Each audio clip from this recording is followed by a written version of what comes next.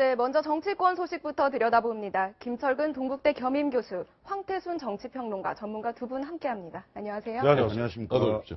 자, 황태순 평론가. 지금 예.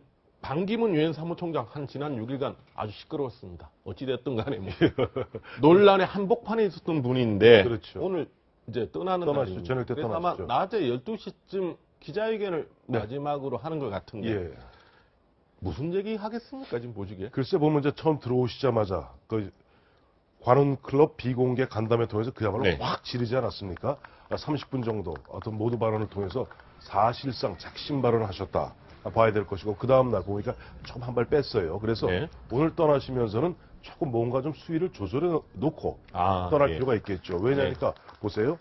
관훈클럽 한 발 빼고 JP, 네. 그다음에 TK, 그렇죠. 어떻게 보면 하나의 흐름이 있지 않습니까? 예. 그런 흐름이 있는 가운데 쫙 달아오른 상태에서 그냥 쑥 떠나버리면은 사람들이 좀 허망해집니다. 유엔 사무총장 아직 인기가 남아있지 않습니까? 7개월이 남았어요. 그렇죠. 예. 유엔 사무총장으로서 아직 업적을 남기셔야 될 부분이 많기 때문에 네. 아마 오늘 말씀하실 요지는 크게 두 가지일 겁니다. 네. 첫째는 앞으로 남은 7개월 동안 유종의 미를 거두기 위해서 최선을 다하겠다. 네. 유엔 사무총장으로서. 예, 예. 또 하나는 지난 5박 6일 동안 대한민국 국민들이 보내준 그런 성원. 정말 내가 잘 살아왔구나. 네. 처음에도 그런 얘기 하셨잖아요. 그렇죠. 예. 뭐 그런 부분들에서 감사하다. 예. 그래서 슬쩍 한번 마무리를 해놓고 네. 떠나야지. 어쨌든 그동안 뭐 사실 뭐 지리멸렬해 있고 망연자실해 있던 네. 보수층이 확 뭉치는 계기가 되지 않았습니까? 그렇죠. 이런 계기에서 약간 마지막에 조금 정리를 갖다 살짝 하나 해놓고 결론적으로 뭐 기간 동안에 메시지는 다 던졌지만 좀 조용히 하고 나가겠죠. 조금 이 정도. 조용히 살짝 정리해놓고 나가는 가운데 올해 예. 이제 올 가을쯤 돼서 알겠습니다. 뭔가 또 하나의 메시지를 던지시겠죠. 네, 알겠습니다.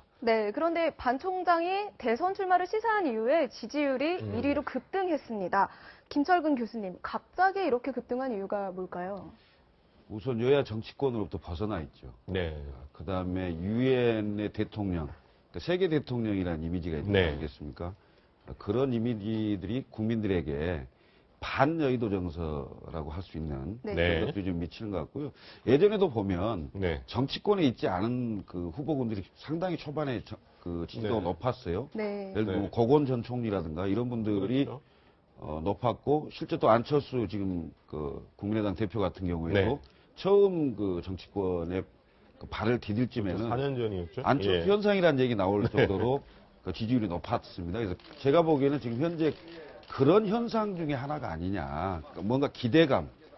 그래서 지금 반기문 총장이 저는 지금 현재 국내 정치권으로 본다면 땅 위에 서 있는 사람이 아니고 네. 아직은 구름 위에 있는 사람이다. 네. 이렇게 좀 표현하고 싶습니다. 네, 알겠습니다. 황태수 평론가. 예. 지금 3자 대결도 그렇지만 예. 지금 문제는 야권에는 어찌됐든 문재인 전 대표, 안철수 대표란 두 분이 현재까지는 뭐 선두 그룹이잖아요. 그렇죠. 1대1로 우리가 흔히 뭐 선거 때마다 후보 단위라, 양자 후보 대결. 단위라. 그렇죠. 그러니까 얘기가 나오니까 예. 문재인으로 될 때나 안철수 될 때 그것도 이제 가상 대결 넣어보니까 현재로서는 현재까지 이기는 걸로 지금 나오니까. 이기는 정도가 아니라 현재 넣어보니까 한 20%포인트 차가 아, 그렇습니까? 훨씬 넘어요. 네. 지금은 뭐 반기문 안철수 했을 경우 56.1대 32.2. 네. 다음에 반기문, 다음에 문재인 하더라도 한 20%포인트 이상 차이가 나는데 앞서 우리 김철근 교수 말씀하신 데도 더해서 네네. 보면은 앞서도 제가 말씀드렸습니다만은 보수의 어떤 결집 현상을 보이고 네. 있습니다.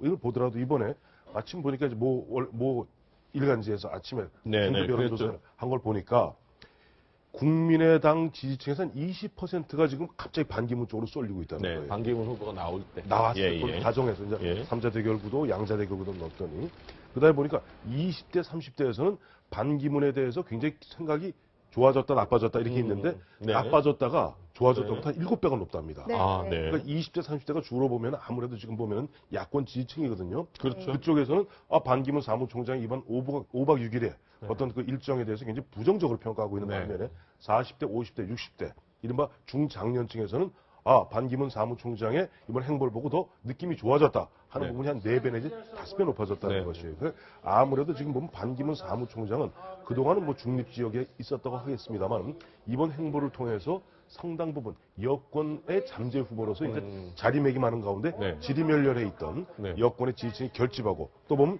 국민의당으로 가 있던 일부 보면 약간 충성도가 약한 네. 그런 어떻게 보면 보수 성향의 중도 보수 성향의 분들이 네. 다시 반기문 총장한테 오면서 네. 일단 네. 모르겠어요. 이 컨벤션 이펙트입니다. 너무 사실 이렇게 막 요동을 많이 아, 치니까. 이거 굉장히 네. 컨벤션 이펙트거든요. 예, 예. 컨벤션 이펙트입니다만은 어쨌든 간에 뭐 반기문 안철수, 반기문 문재인 했을 경우는 20%포인트 이상 넘는 그런 어떤 단기적 현상은 보이고 있는 네. 것 같습니다. 네. 저는 1년 6개월 남았기 때문에 이게 너무 개의치 않아야 된다 이런 생각을 합니다. 왜냐하면 역대 대선도 다 그랬습니다만은 지금 이제 대한민국 국민들이 가장 힘들어하는 부분이 뭐냐. 네네. 그거에 대한 해법을 제시해야 되는데 저는 그렇죠. 먹고 사는 문제, 경제 문제라고 생각하거든요. 네. 근데 네.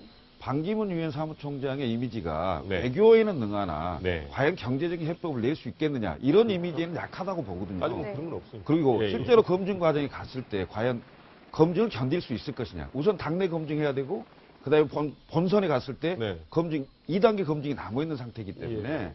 지금은 7개월 남아 있는 유엔 사무총장으로서 임기를 잘 맞추는 게 중요하다. 네. 한국인 유엔 사무총장으로서 업적을 남기는 게 중요하다. 뭐 이런 생각이 좀 듭니다. 네, 알겠습니다. 자, 황태수 평론가. 예.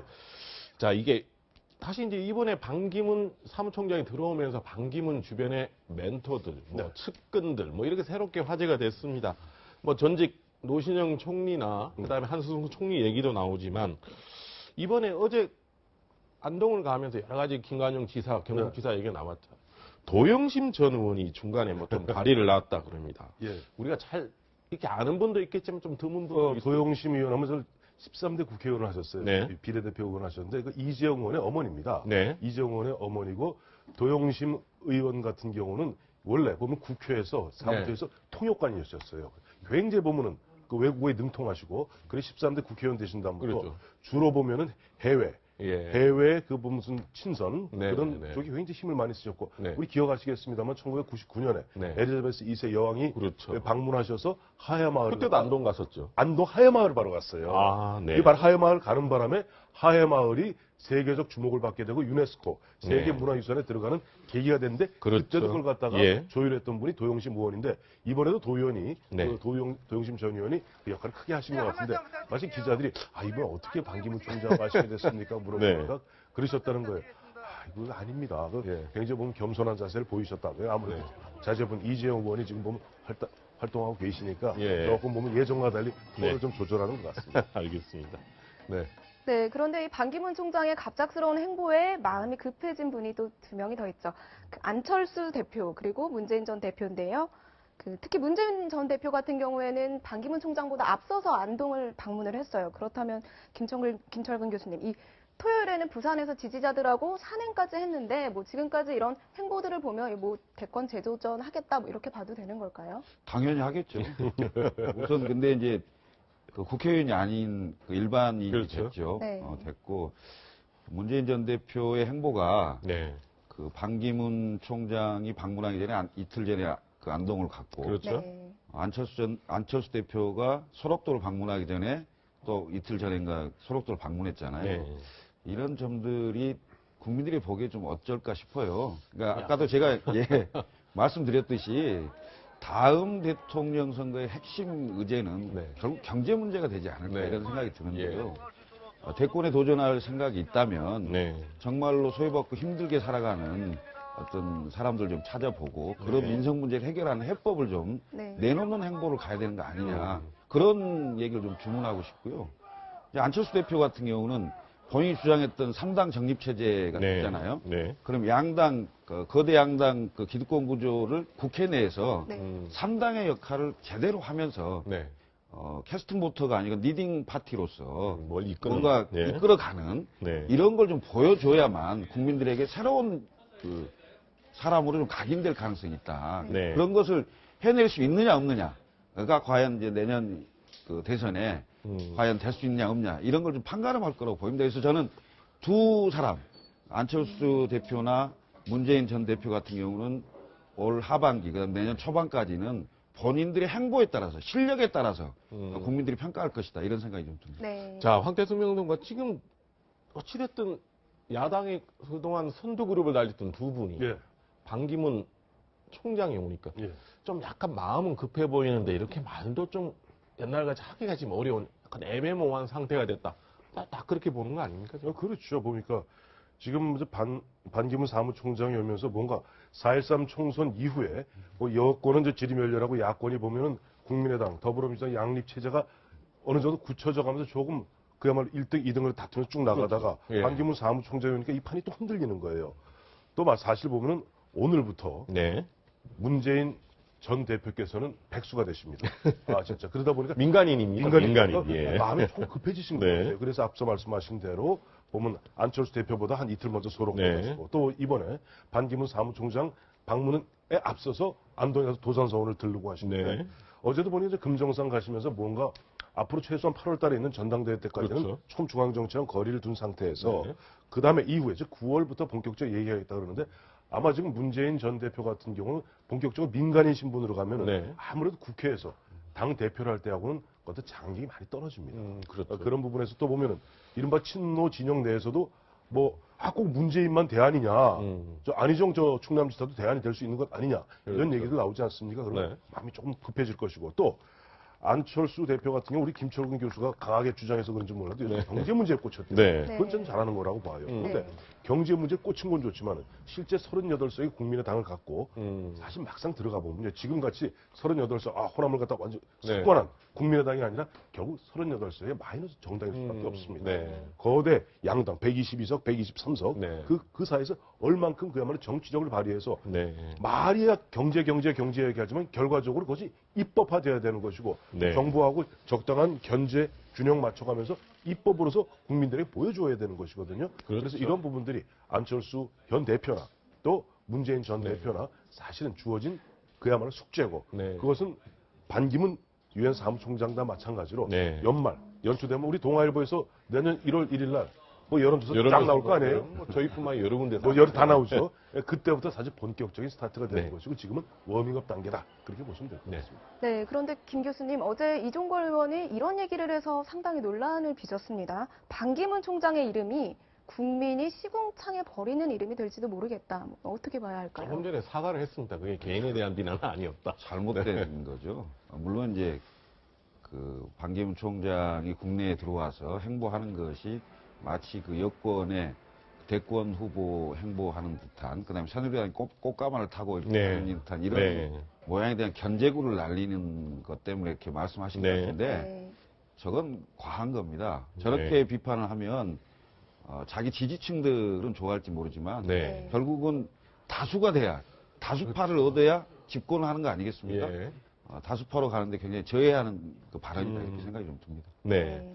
자, 황선혜 순평론가 지금 또 20대 국회가 오늘 첫 시작입니다. 그렇죠. 자, 한동안 이제 뭐 1호 법안, 국회 처음 시작할 때 이제 어느 법안을 내느냐 가지고 가장 신경을 많이 쓰는데 각 당이 지금 우선적으로 낼 거는 1호 법안들. 예, 그 대충 정해져 있어요. 네. 새누리당 같은 경우는 청년 기본법, 일자리 문제죠. 그다음에 더불어민주당 같은 경우는 이제 옥시법, 옥시 문제죠. 그다음에 네. 세월호, 누리과정 등에서 긴급 현안 3대 법안을 갖다 1호 법안으로 내시겠다. 근데 국민의당 같은 경우는 아무래도 경제예요. 경제니까 지금 네. 안철수 대표가 이제 공정 경제 여기에 보면 많이 좀 주목을 하고 있지 않습니까? 네, 그래서 그렇죠. 그 관련 법안을 갖다 내겠다. 근데 이렇게 각 당에서 당론으로 정한 1호 법안 말고 또 의원들 간에도 본인이 1호 법안, 근데 사실 법안 하나 내려면요 10명의 의원들이 네. 이 도장을 같이 찍어줘야 그렇죠. 돼요. 네. 그런데 지금 한 이틀 전, 3일 전부터 그 1호 법안 내겠다고 몇몇 의원실 보좌진들이 2박 3일 아마 보좌관들 뭐 자리 지키고 뭐 난리가 났더라고요. 예. 자리 지키고 있는 모습인데 저는 열정을 갖다 4년 내내 가져만 주신다면 저는 좋다고 봅니다. 네, 알겠습니다. 네, 그런데 김 교수님, 국회는 어쨌든 시작이 됐는데 아직 원 구성 협약에는 뭐 진전이 없어 보여요. 지금 이제 국회법 그 개정 있지 않습니까? 네. 상시청문회 그것 때문에 지금 그 거부권이 행사돼 있고 여야가 좀 경색 국면이긴 한데 법을 만드는 국회가 국회법을 지켜야 된다고 생각합니다. 네. 네. 오늘이 임기 개시일인데요. 네. 일주일 이내에 지금 그 최초 집회일에서 의장단을 구성하고 네. 그 3일 이내에 상임위원장단을 구성해서 원내 그 구성을 해야 되는 상황인데 네. 지금 상황으로 보면 예의치가 않아요. 그리고 역대 그렇죠. 국회에서 국회법을 준수해서 그 원구성이 된 적이 없습니다. 없습니다. 네. 그래서 이번 20대 국회도 초반부터 국회법을 어기는 상황이 생길 가능성이 있다 이런 생각이 좀 드는데요. 네. 사실은 그 총선 민의에 따라서 구성을 하면 네. 그렇게 어렵지 않을 겁니다. 네. 협상이라는 게 거의 대부분 다 나와 있고 그다음에 네. 국회 원내대표 정도 되는 사람들이 협상하는 것은 상대패를 다 읽고 하는 거기 때문에 예. 네. 욕심 안 낸다면 그렇게 어렵지 않을 것이다. 국민들은 누가 어느 자리에 가는 것이 생각지 않습니다. 네. 국민들을 위해서 얼마만큼 빨리 먹고 사는 문제를 해결하고 사회적 문제, 정치적인 문제를 국회에서 해결하는 국회로 좀 가주기를 바랄 뿐이거든요. 네. 자리 다툼 하지 마시고 빨리 좀 맞춰줬으면 좋겠습니다. 네. 20대 국회도 19대 국회처럼 이 원구성 협상 아마 국민들도 이게 처음부터 안 될 거라고 봤을 겁니다.